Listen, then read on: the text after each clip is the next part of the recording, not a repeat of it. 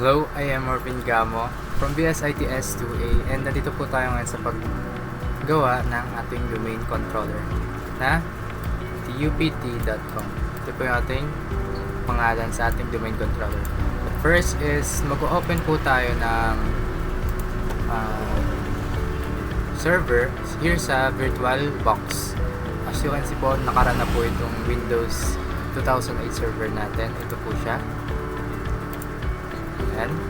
Then, first is punta po tayo sa server manager. As you can see, ito po yung server manager. Pwede din po siyang search dito. Server manager. Ayan, ito po siya. Click lang po natin yan and nandito na po tayo sa server manager. Ang next step po natin would be here. Punta po tayo sa roles. Here sa roles is mag-add roles po tayo. After add roles, click next. And here, i-ano po natin yung Active Directory Domain Services. Add required features. Then next. Next. Install.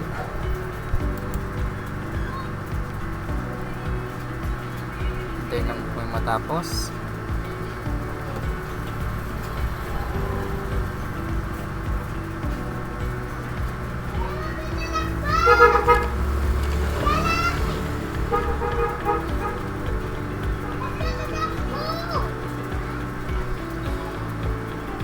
Yan. Makapag-add roles na po tayo. Then, click lang po natin to. Itong blue na may line na to, nakasulat is close this wizard and launch the Active Directory Domain Services Installation Wizard. Click lang po natin yan. Nandito na po tayo and let's click next. Click next. Dito po tayo, create a new domain in a new forest. Select po natin yan. Click next. And dito po natin ilalagay yung tupt.com. Yan. Then click next. Let's double check. Yan, tupt.com. Tama. Click next. Hintayin po natin siya matapos.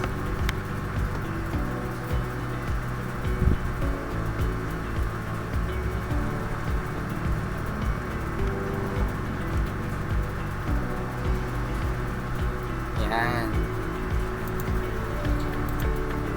Forest functional level.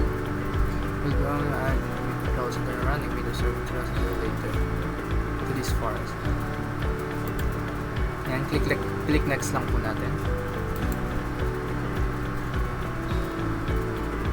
Click next.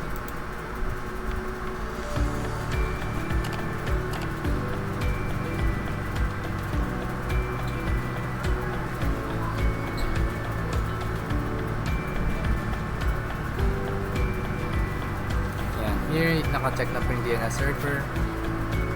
Click next lang po natin. Yan, click yes.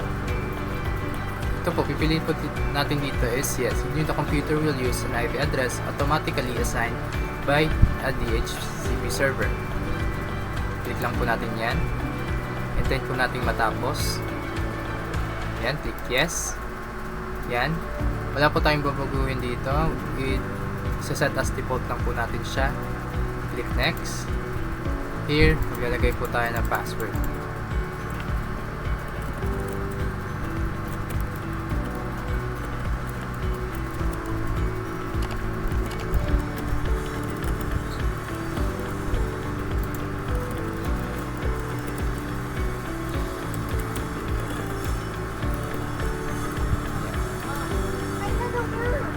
Click next.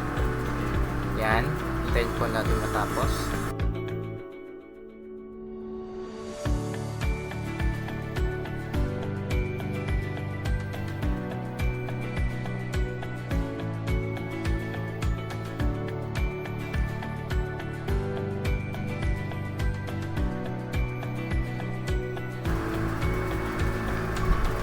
Yan. As you can see po, tapos na po siya. I-click lang po natin yung finish.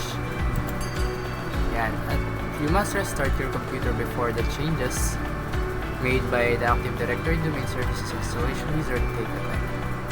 Yan, after po pilutin ang restart now, magre-restart na po yung ating PC and andun na po yung ating domain.